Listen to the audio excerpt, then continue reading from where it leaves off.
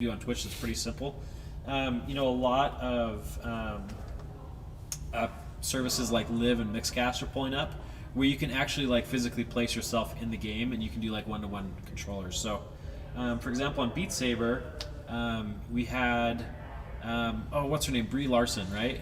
Possible. I can't remember anymore. Did you see that with Brie Larson? No, I didn't.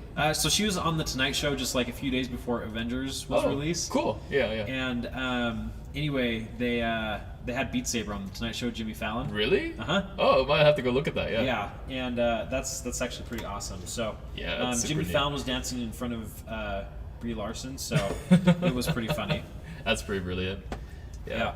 Always cool to see VR entering the mainstream. I know. That's actually not the first time Jimmy Fallon's done VR. He actually did Really? VR Pictionary with Scarlett Johansson. That sounds great. So I think his strategy is to have the Avengers on there one by one until they all do something in VR. It's a master strategy that VR marketers have rolled out.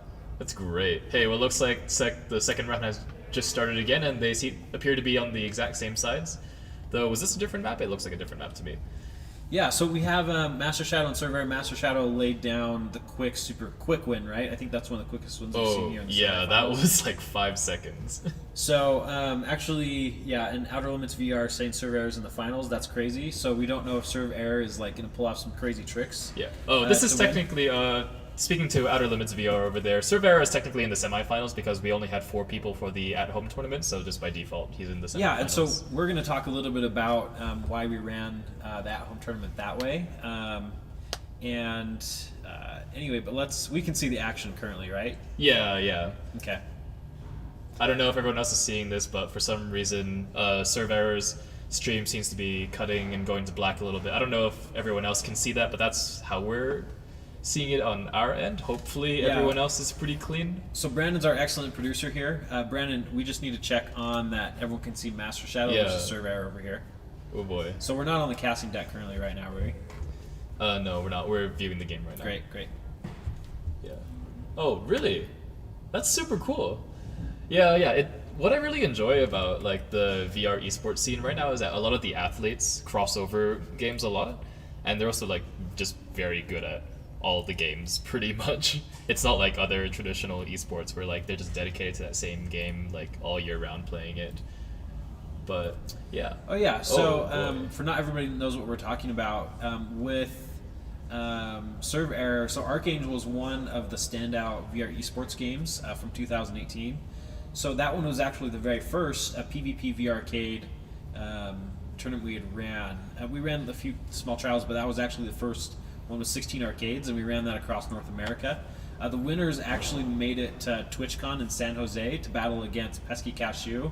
And Pesky Cashew ought to be a familiar name. Anytime if you played Audica, you're going to see Pesky Cashew's name at the top of the board. And anyway, so super cool. I mean, and that's the way VR esports is right now. It's a super small, super passionate community that jumps into it and is really generalist at VR esports right now. Yeah, and it looks like for everyone who might be seeing it, but it looks like unfortunately ServError's stream has just died. But hey, Brandon, would we be able to just have Master Shadow just solo his stream? Oh, okay, never mind.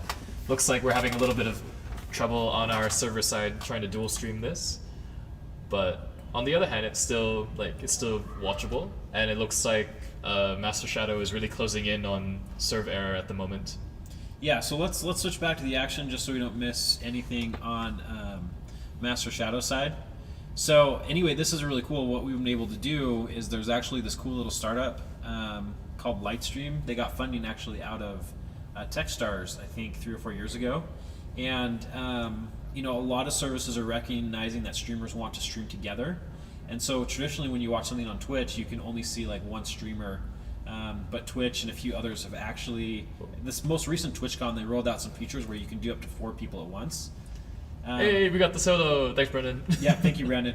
So anyway, it's really cool that some of these tools are reaching the mainstream and making Twitch enjoyment or Twitch stream a little more possible, right?